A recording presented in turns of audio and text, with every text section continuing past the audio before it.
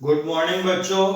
आज हम लोग कक्षा 10 के स्पर्श भाग 2 की कविता तोप को, जो हम लोगों ने पिछली कक्षा में भी इस कविता के पंक्तियों का अध्ययन किया था, आज फिर हम लोग पुनः उसी कविता की अगली पंक्तियों को पढ़ेंगे, जो इस तरह है। बच्चों, अब तो बहरहाल छोटे लड़कों की घुड़सवारी से अगर यह फारिग हो तो उसके ऊपर बैठकर चिड़िया ही अक्सर करती है गपशप। कभी कभी शैतानी में वे इसके भीतर भी घुस जाती हैं, खास कर गुरैये। वे बताती हैं कि दरअसल कितनी भी बड़ी हो तो एक दिन तो होना ही है उसका मुंह बंद। बच्चों, इस कविता में हमारे कवि वीरेंद्र डंगवाल जी ने हमें यह बताना चाह रहे हैं, कवि चाहते हैं यह बताना कि कोई कितना भी ताकतवर हो, लेकिन उसका एक न एक दिन उसकी शक्ति नष्ट हो जाती है। वैसा ही इस तोप के साथ भी हुआ है। यहाँ बहरहाल का अर्थ है बुरी स्थिति और फारिग का अर्थ है मुक्त या खाली। बच्चों, तोप अपनी स्थिति को बयां कर रही है। यहाँ तोप अपनी स्थिति को बयां कर रही है, बता रही है। तोप क्या बता रही है?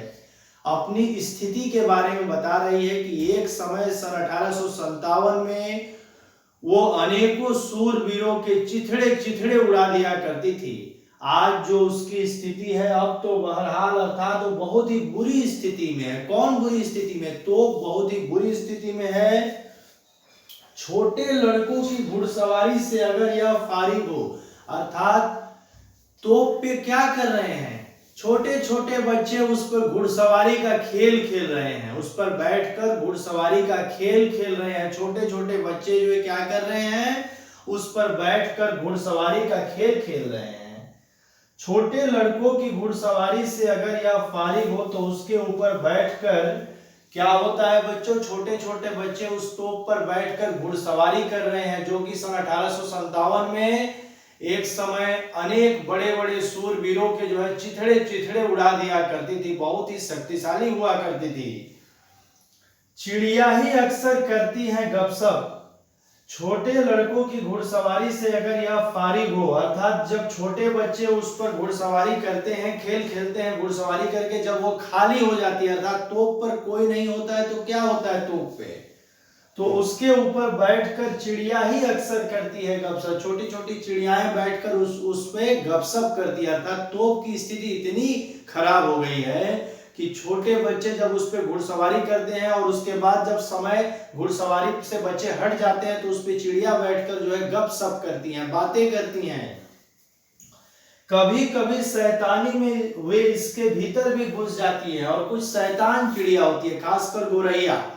ये क्या करती है? तोप के अंदर भी घुस जाती है, अर्थात इतनी बुरी स्थिति तोप की हो चुकी है। एक समय जो तोप 1857 में अनेकों सूरवीरों के चिथड़े चिथड़े उड़ा दिया करती थी, आज उसकी स्थिति इतनी बुरी है कि छोटे छोटे बच्चे उस पर घुड़सवारी का खेल खेलते हैं। जब वह खाली समय में क्या होता है? चिड़िया उस पर बैठकर गपशप करती हैं, और खासकर गोरैया जो चिड़िया होती है वो क्या करती है बच्चों? शैतानी में वो इसके भीतर भी घुस जाती है। वो शैतान होती है गोरैया चिड़िया, वो इसके भीतर भी घुस जाती है।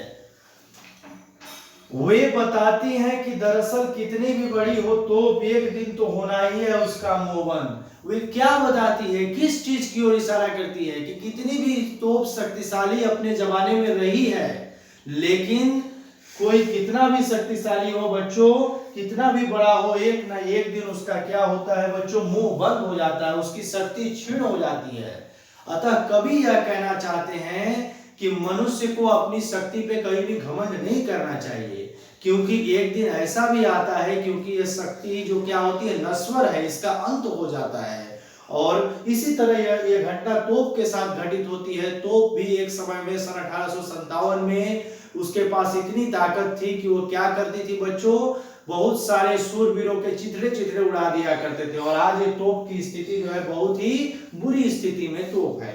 तो बच्चों, हम देखते हैं कि जब इसकी सप्रसंग व्याख्या के क्रम में हम जाते हैं बच्चों, जब हमें व्याख्या करना होता है तो हम ये लिखते हैं कि प्रस्तुत पंक्तियां हमारे हिंदी पाठ्य पुस्तक स्पर्श भाग 2 से अवतरित हैं और इसके कवि श्री वीरेंद्र डंगवाल जी हैं। हम लोग ये लिखते हैं, प्रत्येक पंक्तियों में लिखते हैं और कवि इन पंक्तियों के माध्यम से यह कहना चाह रहे हैं कि किसी भी बुराई को हिम्मत और हौसलों के सहारे खत्म किया जा सकता है, समाप्त किया जा सकता है बच्चों। अर्थात कवि यह कहना चाह रहे हैं कि हमें कभी भी अपनी शक्ति पर घमंड नहीं करना चाहिए। हम लोग क्या करते हैं बच्चों, अपनी शक्ति पर घमंड किया करते हैं, लेकिन कवि यह कहना चाह रहे हैं कि हमें अभी अपनी शक्ति पे कहीं भी घमंड नहीं करना चाहिए, क्योंकि शक्ति कभी भी स्थायी नहीं होती है, यह नश्वर होती है बच्चों, इसका अंत हो जाता है।